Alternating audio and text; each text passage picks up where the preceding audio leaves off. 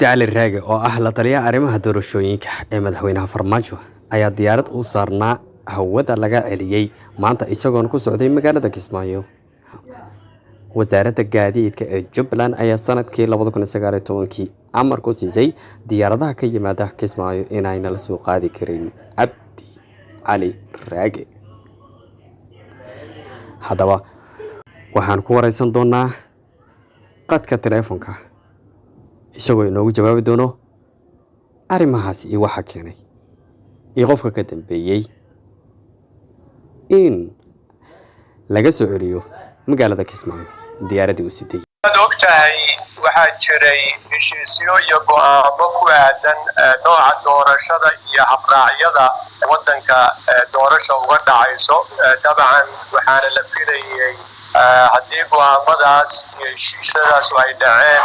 waxaa dhacday anigoo taa ka ambaqaadaya saaka 9:00 iyo barkii inaan ka duulay meesha la yidhaahdo Muqdisho anigoo oo goob doorashada kursiga aan doonaya inaan ku tartamo yaal magaalada Kismaayo. markii aanu tagnay ku dhawaanay magaalada Kismaayo oo adigu aan wali tagin ayaa pilotkii wuxuu rakaabkii u sheegay inaan Muqdisho ku noqonayno kabacdina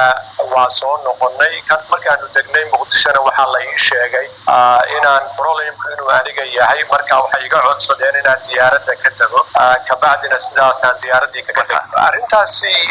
arrin xoogaa soo jiitantay oo marar badan fariin ay iga soo gaadhay ninka madaxweynaha ka ah dowlad goboleedka Jubbaland Axmed Maxamed Islaan lagu leeyahay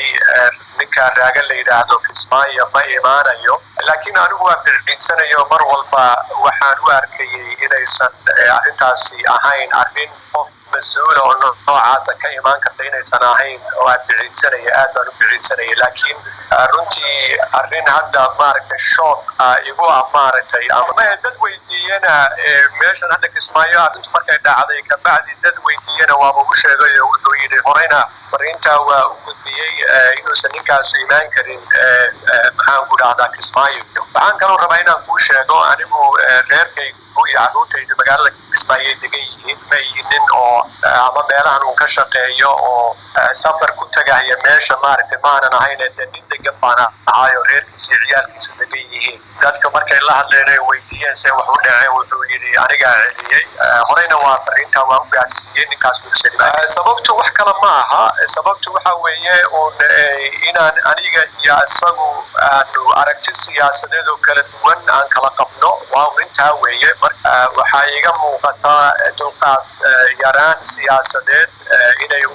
raalli kama ahayn. dabcan intaan la taliyaha u ahaa arrimahaas iyo weliba kuwa ka xun waa dhaceen laakiin ra'yi ahaan mar walba anigu waa kaga duwanaa waana midda sababtay ugu dambayntii inaan go'aan qaato aan kaga duwanahay ra'yi ahaan sida wax u wado sababtay baa taa ahayd ma aanan marna raalli ka ahayn